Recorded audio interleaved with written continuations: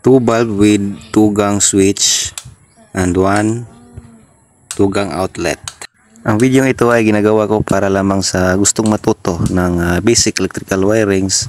Ngayon, para lubos yung maintindihan ay yung electrical ay may line 1 at line 2. So ngayon, uuna tayo sa line 2. Kukuha tayo ng isang paa sa ating ilaw. May bulb number 1 dyan, may bulb number 2 kasi dalawang bulb yung ginagamit natin. So dalawang ilaw. So kukuha tayo ng isang paa sa ating isang ilaw. Then sa pangalawang ilaw kukuha rin tayo ng isang paa. Then may switch may outlet tayo. So kukuha din tayo ng isang paa. At i-connect natin 'yan sa ating line 2. Pagkatapos natin i-connect yung line 2 natin ay sa line 1 naman tayo. So ngayon may switch tayo, tugang switch. So ngayon papasukan muna natin ng isang wire, no, which is ito yung common wire na nagbibigay buhay sa ating switch.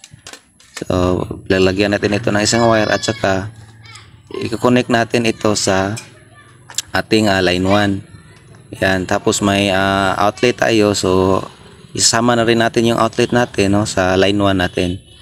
Yung isang paas ating outlet.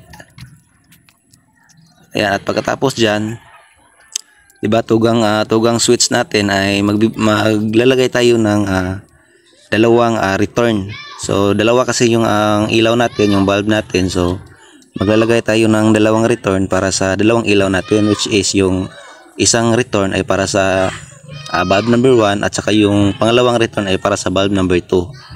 So ganoon lang yung kasimple. Basta sundan nyo lang para makuha nyo.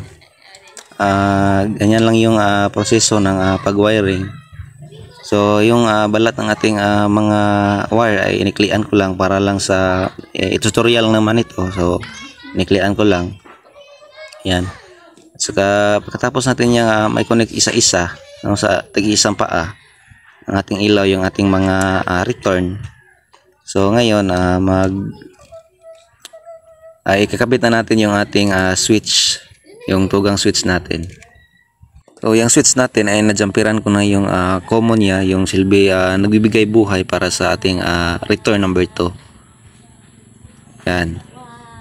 So line 1 natin, no, yung common wire natin sa ating switch ay, no, i-connect natin sa ating isang butas, no, sa ating switch para ito yung magbibigay buhay sa ating switch.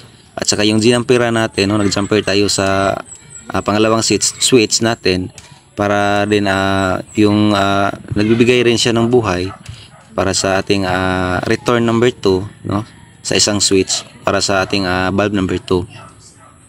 Yan, ikabit niya natin.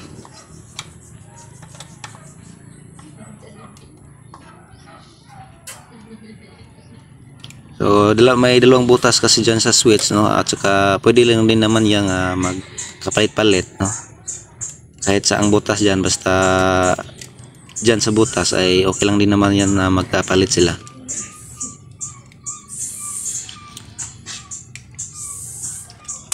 Ayan, at natapos na yung pagkabit natin ng ating switch.